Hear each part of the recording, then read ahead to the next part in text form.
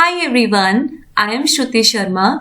Welcome you all to my channel COMMTUTS. This is tutorial number 11 of income tax और इस tutorial में हम start करेंगे income tax का सेकंड चैप्टर जो कि है agriculture income, one of the most interesting and easiest chapter of the income tax. Okay, इस चैप्टर में हम स्टडी करेंगे कि एग्रीकल्चर इनकम क्या होती है, क्या क्या इसकी कंडीशंस होती हैं, किस बेसिस पे हम डिस्क्राइब करते हैं कि एग्रीकल्चर इनकम है या फिर नॉन एग्रीकल्चर इनकम है। फाइन, तो स्टार्ट करते हैं हमारा आज का लेक्चर।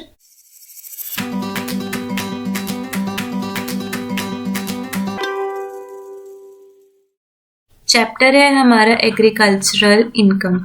अब आप ये सोच रहे होंगे कि इस चैप्टर को स्टडी करने की क्या नीड है, वो भी इनकम टैक्स में। देखो, इनकम आप सबको पता है कि क्या होती है।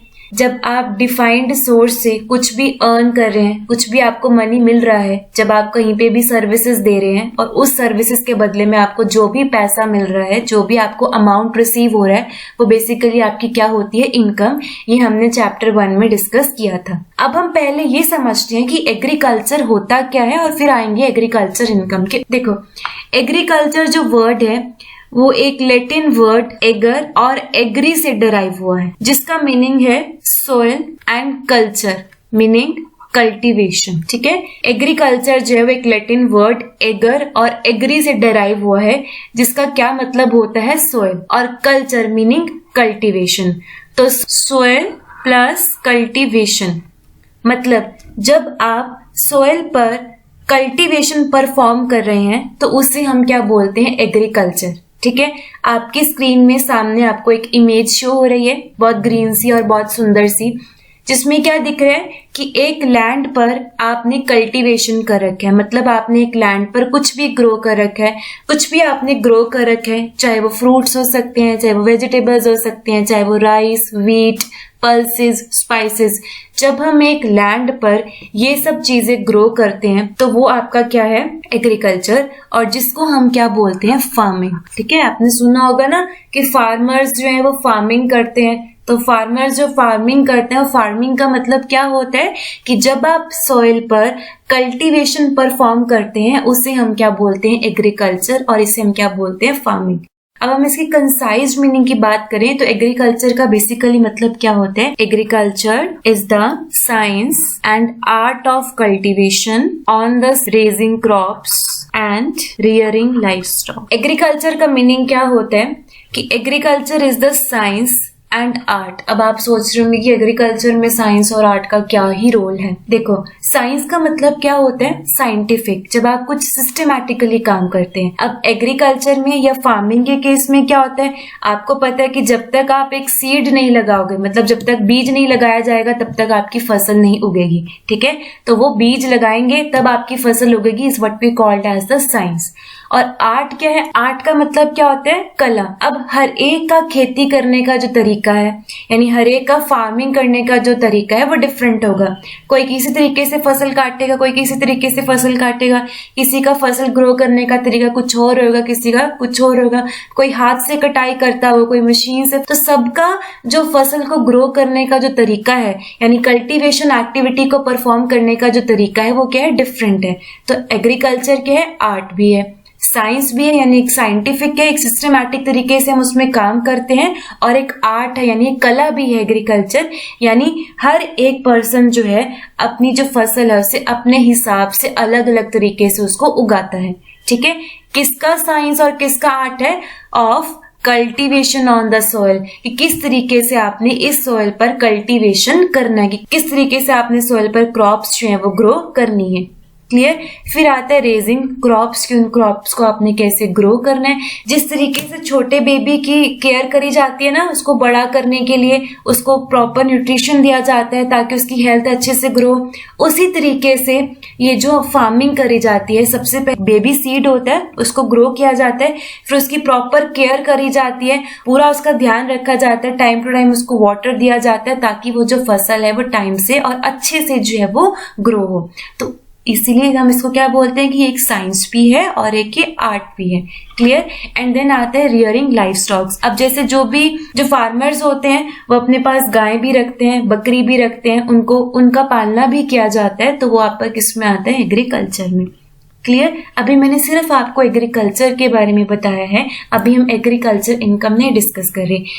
पहले हम जब भी आप कोई भी नया चैप्टर पढ़ते हैं, मेक श्योर कि पहले आपको बेसिक टर्मिनोलॉजी पता हो कि अगर आप एग्रीकल्चर इनकम पढ़ रहे हैं तो उसमें एग्रीकल्चर का मीनिंग क्या है। आई नो आपने एग्रीकल्चर बहुत बार स्कूल टाइम में साइंस में या एसएसटी में इकोनॉमिक्स में पढ़ा होगा, बट फिर भी ये चैप्टर स्टार्ट करने से पहले मेरी रिस्पॉन्सिबिलिटी है कि आपको हर एक टर्म का ओवरव्यू रहे, ताकि आपको आगे जो भी हम पढ़ेंगे वो आपको बहुत अच्छे से क्लियर हो जाए।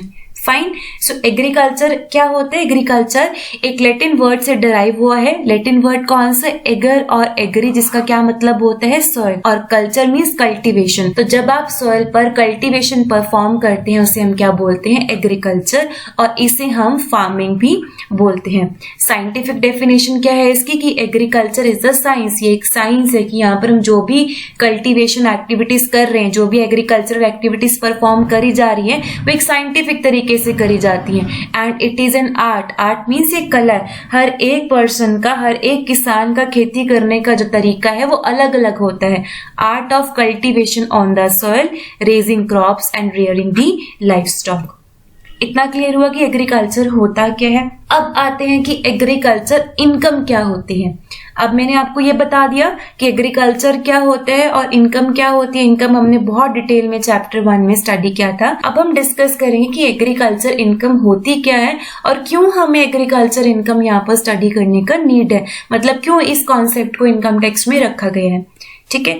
अब एग्रीकल्चर इनकम क्या होगी आपको यहीं से खुद ही क्लियर हो जाएगा। मान लो आपने कोई भी क्रॉप यहाँ पर ग्रो करा। फॉर एग्जाम्पल आपने इस खेत में आपने वीट ग्रो करे, ठीक है, या आपने राइस ग्रो करे। अब जब ये ग्रो हो जाते हैं आप क्या करते हैं, यानी जो फार्मर है वो क्या करेगा, इसको मार्केट में जाएगा या फिर मंडी में जाएगा और उसे मंडी में जाकर क्या करेगा, सेल करेगा। ठीक है। अब सेल करके जो भी उस फार्मर को या जो पर्सन है उसे जो भी रिवेन्यू रिसीव होगा वो उसकी क्या हो जाएगी, एग्रीकल्चर इनकम। बिल्कुल बेसिक से बेसिक समझा रही हूँ ताकि आपको सेक्शन वाइज समझना तब बहुत इजी हो जाएगा जब आपको ये बेसिक कॉन्सेप्ट से क्लियर होता जाएगा। फाइन।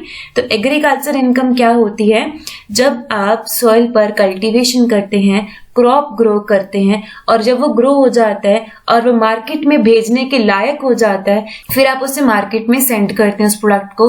मार्केट में जब वो प्रोडक्ट आ जाता है, चाहे वो राइस है, चाहे वो व्हीट है, चाहे वो पल्सेस हैं, चाहे वो स्पाइसेस हैं, तो जब उसको खरीद लिया जाता है मार्केट में या मंडी में, तो जो भी रिवेन्यू रिसीव होता है वो क्या होता है, एग्रीकल्चर इनकम।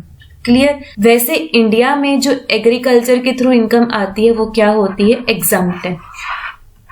ठीक है।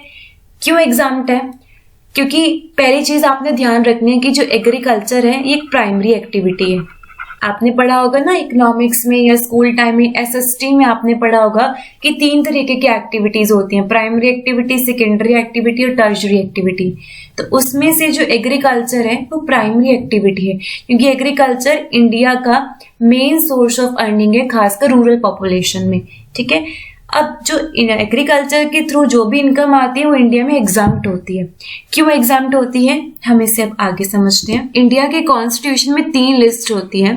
एक होती है लिस्ट नंबर 1, एक है लिस्ट नंबर 2 और एक है लिस्ट नंबर 3। वैसे इतना डीप में आपको यहाँ पढ़ने की नीड नहीं है, बट फिर भी ये कॉन्सेप्ट आपको तभी समझ में आएगा जब आपको इन चीजों के बारे में पता होगा। ठीक है। लिस्ट 1 जो होती है वो आपकी यूनियन लिस्ट होती है जिसमें सेंट्रल गवर्नमेंट कवर होता है। लिस्ट 2 जो होती है वो आपकी स्टेट लिस्ट होती है जो स्टेट गवर्नमेंट के अंडर आती है। और लिस्ट 3 जो होती है वो कॉन्करेंट लिस्ट होती है जिसमें यूनियन और स्टेट दोनों आते हैं। जो लिस्ट नंबर 1 है, अब कॉन्स्टिट्यूशन में जो चीज कही जाती है वही चीजें आगे फॉलो होती है। ऐसे तो नहीं होता ना कि अपने आप से कोई भी गवर्नमेंट जो है, अपने आप से कोई भी पर्सन जो है वो रूल बना देगा। ठीक है, ऐसा नहीं होता। जो भी हमारे कॉन्स्टिट्यूशन में कहा जाता है, जो भी एक्ट के थ्रू पास होता है, जो भी प्रोविजंस बनाए जाते हैं, उसी के थ्रू आगे की प्रोसीडिंग्स करी जाती है। अब लिस्ट 1 यूनियन लिस्ट में जो आपका एंट्री नंबर 82 है उसमें क्या कहा गया है कि जो सेंट्रल गवर्नमेंट है, लिस्ट 1 की बात हो रही है ये, ठीक है, कि सेंट्रल गवर्नमेंट के पास पावर है कि वो किसी भी इनकम के ऊपर टैक्स लगा सकती है, किसी भी इनकम के ऊपर टैक्स लगा सकती है, चाहे वो सैलरी से इनकम आ रही है, चाहे वो बिजनेस इनकम आ रही है, चाहे वो प्रोफेशन से इनकम आ रही है, चाहे वो आपकी हाउस प्रॉपर्टी से इनकम आ रही है, चाहे वो आपकी अदर सोर्सेज से इनकम आ रही है। लिस्ट 1 का एंट्री नंबर 82 में क्या लिखा गया है कि जो सेंट्रल गवर्नमेंट है उसके पास पावर है कि वो किसी भी इनकम के ऊपर टैक्स लगा सकती है, लेकिन other than agricultural income. Means constitution में साफ लिखा हुआ है कि जो सेंट्रल गवर्नमेंट है वो हर एक इनकम के ऊपर टैक्स लगा सकती है, लेकिन एग्रीकल्चर इनकम के ऊपर वो टैक्स नहीं लगा सकती। क्लियर? वेयर एज जो हमारा लिस्ट 2 है, यानी जो आपका स्टेट लिस्ट है, अब स्टेट लिस्ट में क्या कहा गया है कि जो स्टेट गवर्नमेंट है वो एग्रीकल्चर इनकम के ऊपर टैक्स लगा सकती है। अब यहाँ पर एक कॉन्ट्राडिक्टरी सिचुएशन हो गई ना कि लिस्ट 1 में यूनियन लिस्ट की जो एंट्री 82 है उसमें क्या बोला गया कि जो सेंट्रल गवर्नमेंट है वो हर एक इनकम पर टैक्स लगा सकती है, लेकिन वो एग्रीकल्चर इनकम पर टैक्स नहीं लगा सकती। लेकिन लिस्ट 2 में जो आपकी स्टेट लिस्ट है उसकी एंट्री नंबर 46 में क्लियरली बोला गया कि जो स्टेट गवर्नमेंट है वो एग्रीकल्चर इनकम पर टैक्स लगा सकती है। अब यहाँ पर कॉन्ट्राडिक्शन हो जाएगा ना कि हमें एग्रीकल्चर इनकम पर टैक्स अब लगाना है या नहीं, क्योंकि सेंट्रल गवर्नमेंट के पास तो पावर नहीं है लेकिन स्टेट गवर्नमेंट के पास पावर है। अब आपने बात ध्यान रखनी है कि जो आप इनकम टैक्स एक्ट पढ़ रहे हैं ना वो यूनियन लिस्ट में है, यानी सेंट्रल गवर्नमेंट का एक्ट जो है इनकम टैक्स में वो पूरे इंडिया में अप्लाई होता है। तो जो हम इनकम टैक्स एक्ट पढ़ रहे हैं ना वो सेंट्रल गवर्नमेंट का एक्ट है जो यूनियन लिस्ट में मेंशन है, और सेंट्रल गवर्नमेंट के पास पावर ही नहीं है कि वो एग्रीकल्चर इनकम के ऊपर टैक्स लगा सके।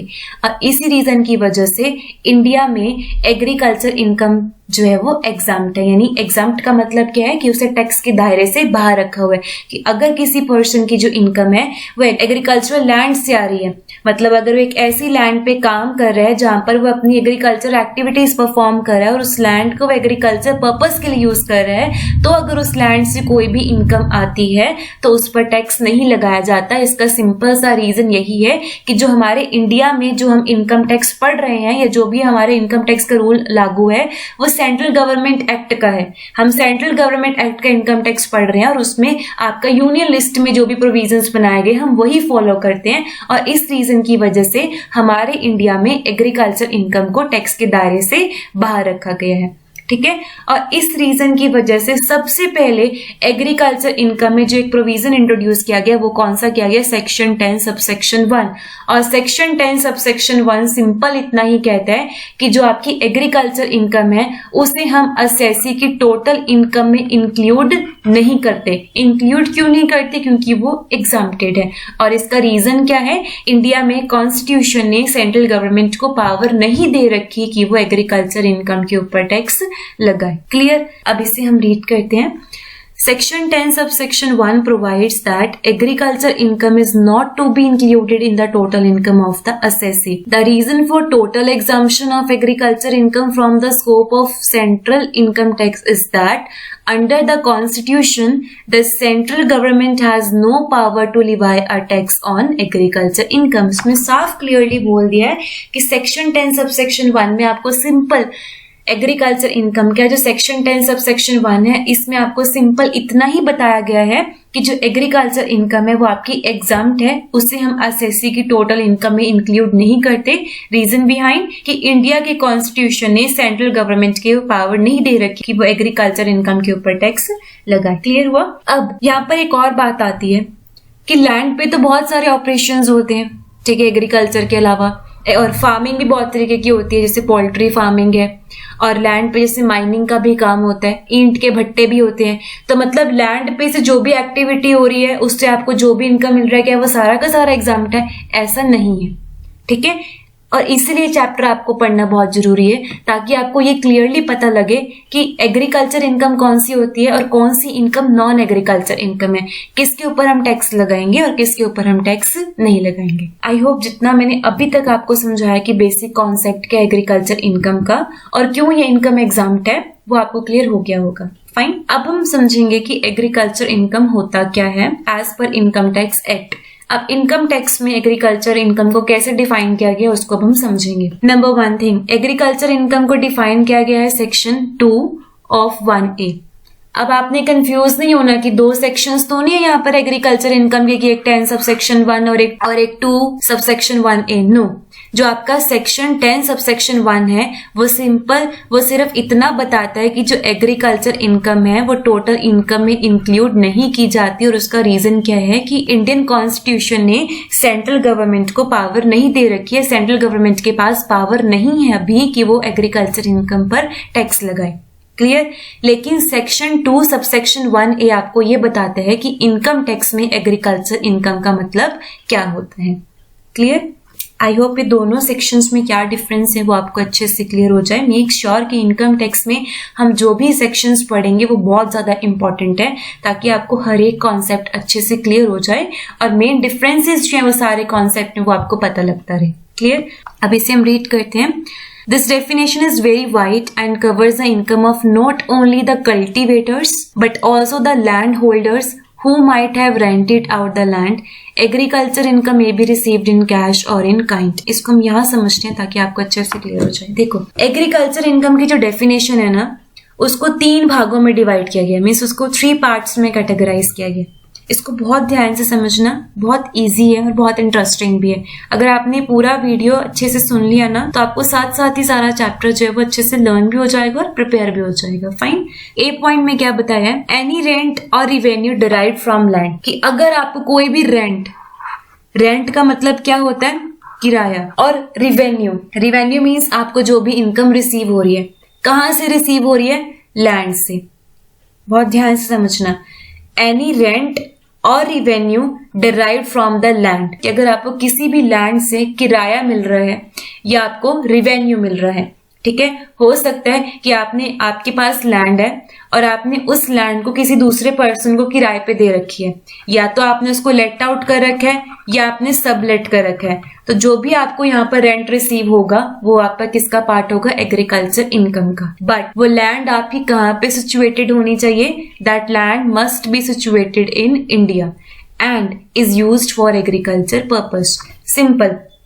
फर्स्ट पॉइंट में क्या बताया है कि एग्रीकल्चर इनकम क्या है, कि अगर एक पर्सन को कोई भी रेंट या रिवेन्यू डिराइव हो रहा है किसी भी लैंड से, और वो लैंड कहाँ पे सिचुएटेड होनी चाहिए, इंडिया में, और उस लैंड को आप किस पर्पस के लिए यूज करें, एग्रीकल्चर पर्पस के लिए, तो वो आपकी एग्रीकल्चर इनकम मानी जाएगी। अब लैंड तो बहुत सारे पर्पस के लिए यूज कर सकते हैं ना। मान लो किसी के पास लैंड है और आपने उस लैंड पे हॉस्पिटल बना लिया और वो लैंड भी इंडिया में है, तो इसका मतलब एग्रीकल्चर इनकम है? नो। आपने ध्यान रखना है कि अगर आपको लैंड से इनकम मिल रहा है या आपको लैंड से किराया मिल रहा है और वो लैंड इंडिया में सिचुएटेड है, लेकिन ये मस्ट है कि वो लैंड आप किस पर्पस के लिए यूज करोगे, एग्रीकल्चर पर्पस के लिए। फर्स्ट पॉइंट क्लियर हुआ, एनी रेंट और revenue derived from land which is situated in India and is used for the agricultural purposes. Fine. फिर बी पॉइंट क्या कहते हैं, any income derived from such land by agricultural operations, means उस land से जो आपको income derive हो रही है। कैसे? अगर आप वहां पर कोई भी एग्रीकल्चरल ऑपरेशंस करें। एग्रीकल्चरल ऑपरेशंस का मतलब क्या होता है कि जैसे आपने कोई भी क्रॉप ग्रो करा, ठीक है, और फिर हम उसकी प्रोसेसिंग करते हैं ताकि जो भी चीज आपने वहां पर ग्रो करी है वो मार्केट में जाने के लिए सेलेबल हो जाए, ठीक है। तो अगर आपको कोई भी इनकम डिराइव हो रही है एग्रीकल्चरल ऑपरेशन से, फर्स्ट। सेकंड क्या है, any process by cultivator or receiver of rent in kind which renders the produce fit for the market or the sale of such produce, means जो भी आप agricultural operations कर रहे हैं, क्यों कर रहे हैं, ताकि वो जो आपका प्रोडक्ट है वो मार्केट में जाने के लिए सेलेबल हो जाए, मार्केट में भेजने के लायक हो जाए, और फिर जब आप उसको सेल करते हैं और सेल करके आपको जो भी इनकम रिसीव होगा वो क्या होगा, एग्रीकल्चर इनकम। ठीक है, ये जो आपका बी पॉइंट है ना, इसको यहाँ पर समझना ताकि आपको अच्छे से क्लियर हो जाए। फॉर एग्जाम्पल मान लो एक पर्सन ने वीट की खेती करी, यानी गेहूं की, या जिसे हम कनक भी बोलते हैं, उसकी खेती करी। पहले उसने सीड लगाया, फिर उसकी खेती धीरे धीरे बड़ी हो गई, ऐसे वीट ग्रो हो गई। अब ये वीट तो ग्रो हो गई, अब आप ये सोचेंगे कि इससे अब हमें इनकम कैसे आएगी। हम पहले प्रोसेसिंग करते हैं, एग्रीकल्चरल ऑपरेशंस करते हैं। इस फसल की क्या करी जाती है, जैसे ही फसल उग जाती है, जैसे ही फसल बड़ी हो जाती है, मतलब तैयार हो जाती है जिसे हम बोलते हैं, फिर इसकी कटाई होती है।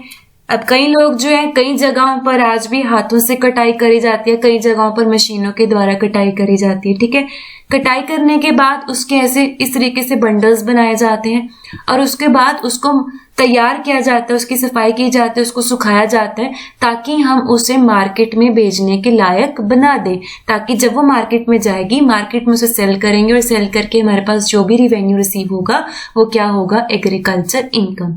तो ये बेसिकली आपके एग्रीकल्चरल ऑपरेशंस होते हैं। एग्रीकल्चर ऑपरेशंस का मतलब क्या है कि किस तरीके से हम उस प्रोडक्ट मार्केट में भेजने के लिए सेलेबल बना रहे हैं, और वो जितना भी हमारा प्रोसेस होता है उस प्रोडक्ट को मार्केट में भेजने तक का, वो हमारा क्या होता है, एग्रीकल्चर ऑपरेशंस। और वहां से जो भी हमारी इनकम डराइव होगी वो क्या होगी, एग्रीकल्चर इनकम। फाइन, क्लियर हुआ। उसके बाद सी पॉइंट आता है, any income from a farm house. अब यहाँ पर फार्म हाउस का मतलब वो वाला फार्म हाउस नहीं जो आप सेलिब्रिटीज के देखते हैं, बड़े बड़े फार्म हाउसेज होते हैं जहां पर होली पार्टीज होती हैं, वेडिंग फंक्शंस होते हैं। यहाँ पर वो वाले फार्म हाउस की बात नहीं करी जा रही है, यहाँ पर वो फार्म हाउस की बात करी जा रही है जो बिल्कुल आपकी लैंड के पास ही है।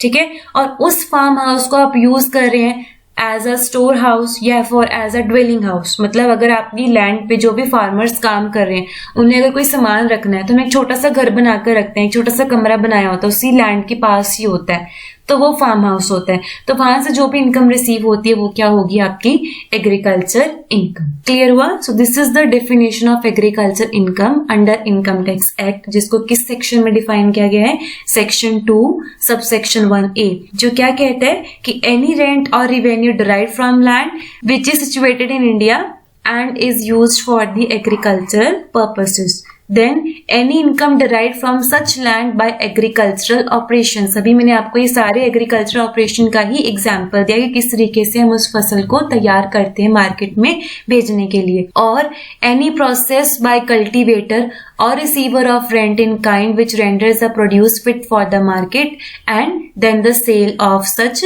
produce. और उसके बाद any income from farmhouse is what we call as the agricultural income. Fine, इतना आपको क्लियर हो गया कि एग्रीकल्चर इनकम क्या होता है। अब हम डिस्कस करेंगे कि इसकी क्या क्या कंडीशंस होती हैं। कुछ कंडीशंस होती हैं एग्रीकल्चर इनकम की, और अगर ये कंडीशन सेटिस्फाई होती है तब हम उससे बोलेंगे कि वो एग्रीकल्चर इनकम है। अगर ये कंडीशन सेटिस्फाई नहीं होगी तब हम उसे एग्रीकल्चर इनकम का पार्ट नहीं मानेंगे। फाइन, तो फर्स्ट बेसिक कंडीशन क्या है कि वो जो आपकी लैंड है वो कहां पर सिचुएटेड होनी चाहिए, इंडिया में। अगर लैंड इंडिया में सिचुएटेड है और उस लैंड को आप एग्रीकल्चर पर्पस के लिए यूज कर रहे हैं तो वहां से जो भी इनकम डराइव होगी वो एग्रीकल्चर इनकम होगी। फाइन, मान लो एक पर्सन है मिस्टर जॉन और वो इंडिया का रहने वाला है और इसके पास कोई ऐसी लैंड है जो यूएसए में है और ये उस लैंड को एग्रीकल्चर पर्पस के लिए यूज कर रहे हैं। तो अब इसका मतलब ये नहीं कि अगर उसको इस लैंड से जो भी इनकम डराइव होगा वो एग्जाम्प्ट होगा और उसे हम एग्रीकल्चर इनकम मानेंगे, नहीं। हमारी क्या कंडीशन है, हमारी फर्स्ट कंडीशन ही यही है कि वो लैंड कहां पर सिचुएटेड होनी चाहिए, इंडिया में। पहला यहाँ पर यहीं पे क्लियर होगा कि उस पर्सन की लैंड ही अगर यूएसए में है, चाहे वो इंडिया का रहने वाला है, लेकिन अगर उसकी लैंड इंडिया से बाहर है तो अगर उस लैंड से उसको जो भी इनकम आएगा वो एग्रीकल्चर इनकम नहीं होगा। क्लियर। सेकेंड बेसिक कंडीशन क्या है कि उस लैंड को आप किस पर्पस के लिए यूज करेंगे, एग्रीकल्चरल पर्पसेस के लिए, यानी जहां पर एग्रीकल्चरल ऑपरेशंस होंगे। अब एग्रीकल्चर पर्पसेस और एग्रीकल्चर ऑपरेशंस बेसिकली क्या होते हैं, यहाँ पर मैंने कुछ स्मॉल क्लिप्स ऐड करी हैं ताकि आपको क्लियर हो जाए। एग्रीकल्चर पर्पस का मतलब क्या होता है, सोइंग ऑफ द सीड्स, यानी जब आप बीज लगा रहे हैं। देन सेकेंड आता है वाटरिंग इट, जो आपने बीज लगाया है जब आप उसको पानी देते, फसल को बड़ा करना है, क्रॉप को ग्रो करने के लिए उसका ध्यान भी रखना पड़ता है और इसलिए हम उसको पानी देते हैं ताकि आपकी जो क्रॉप है, जो आपकी फसल है वो अच्छे से बड़ी और अच्छे से ग्रो हो। उसके बाद हम उस प्रोडक्ट को मार्केट में भेजने के लिए सेलेबल बनाते हैं, मतलब उसको तैयार करते हैं। देखो अब जैसे यहाँ पर इन्होंने बैंगन की खेती करी, ब्रिंजल की खेती करी और इसको इन्होंने यहाँ पर क्या किया, उसको वहां से निकाला ताकि मार्केट में हम उसको भेज सके। फिर जब वो प्रोडक्ट है जैसे फ्रूट है या जो वेजिटेबल है, जब वो मार्केट में जाते हैं यानी जो मंडी में जाते हैं, जब आप उसको यहाँ पर आप देख रहे हैं सारे फ्रूट्स एंड वेजिटेबल्स हैं, कहाँ से आ रहे हैं? वो उस लैंड से आ रहे हैं जहां पर आपने उसको उगाया, जहां पर फार्मर ने उसके ऊपर मेहनत करी है। फिर जब वो मंडी में आता है, मार्केट में आता है, जब आप उसको सेलेबल कर देते हैं, मतलब मार्केट में बेचने के उसको लायक बना दे ताकि लोग उसे खरीद सके, तो वो सारा आपका क्या होता है? एग्रीकल्चर पर्पसेस, जिसे हम एग्रीकल्चर ऑपरेशन भी बोलते हैं। तो एग्रीकल्चर इनकम की कंडीशंस क्या होते हैं कि वो जो लैंड है वो कहाँ पे सिचुएटेड होनी चाहिए? इंडिया में। और उस लैंड को आप किस पर्पस के लिए यूज करोगे? एग्रीकल्चर पर्पस के लिए। और एग्रीकल्चर पर्पस कौन कौन से होते हैं? सबसे पहला तो वो ऑपरेशंस या एग्रीकल्चर एक्टिविटीज कौन कौन सी होती है? Sowing of the seeds, watering, then planting, ये सारे आपके एग्रीकल्चर ऑपरेशंस होते हैं, ठीक है, ताकि उस प्रोडक्ट को हम तैयार करके मार्केट में बेचने के लायक बना सके। क्लियर? उसके बाद थर्ड कंडीशन क्या आती है?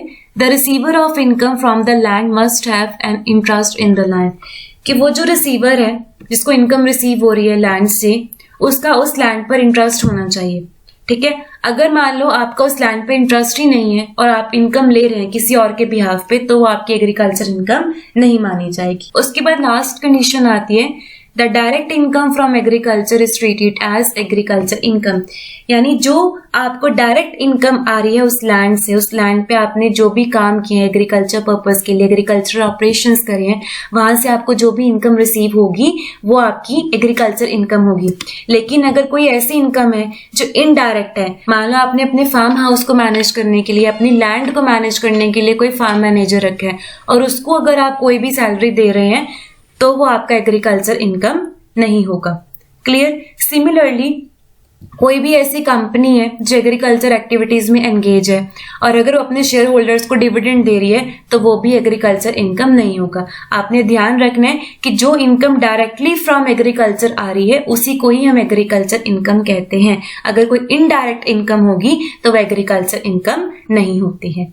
फाइन। सो ये होता है एग्रीकल्चर इनकम का मीनिंग और उसकी बेसिक कंडीशंस। अगर ये 4 कंडीशन सेटिस्फाई होंगी तब हम बोलें कि वो जो इनकम है वो एग्रीकल्चर इनकम है। अगर ये 4 कंडीशन सेटिस्फाई नहीं होती है तो हम उस इनकम को एग्रीकल्चर इनकम नहीं कहते। और वो 4 कंडीशंस कौन कौन सी है? कि वो जो लैंड है वो इंडिया में सिचुएटेड होनी चाहिए, उस लैंड को आप किस पर्पज के लिए यूज करेंगे? एग्रीकल्चर पर्पज के लिए, और जो भी वहां से इनकम आ रही है, जो रिसीवर है उसका उस लैंड में इंटरेस्ट होना चाहिए। और डायरेक्ट इनकम को हम एग्रीकल्चर इनकम बोलेंगे, इनडायरेक्ट इनकम जो है वो एग्रीकल्चर इनकम नहीं होती। Fine. So this is all about concept of agriculture income and meaning of agriculture income. I hope जितना भी हमने इस ट्यूटोरियल में डिस्कस किया है वो आपको अच्छे से क्लियर हो गया होगा। मैंने अभी आपको बहुत डिटेल में और बहुत ब्रीफली एक्सप्लेन किया है कि एग्रीकल्चर इनकम क्या होता है। नेक्स्ट लेक्चर में हम डिस्कस करेंगे kinds of agriculture income and non agriculture income. Fine. So this is all about today's session. I hope this lecture is very much clear to all of you, and still if you have any doubt or any query, you can ask your queries or your doubts in the comment section box below. And one more thing, अगर ये tutorial आपको अच्छा लगा है तो please share your valuable feedback in the comment section, as your feedback really matters a lot. So guys, thank you so much for watching this video. मिलते हैं आपसे next lecture जिसमें हम discuss करेंगे kinds of agriculture income and non-agriculture income. Till then इस video को अच्छे से देखना और कमेंट सेक्शन में जरूर बताना कि ये ट्यूटोरियल आपको कैसा लगा है। फाइन।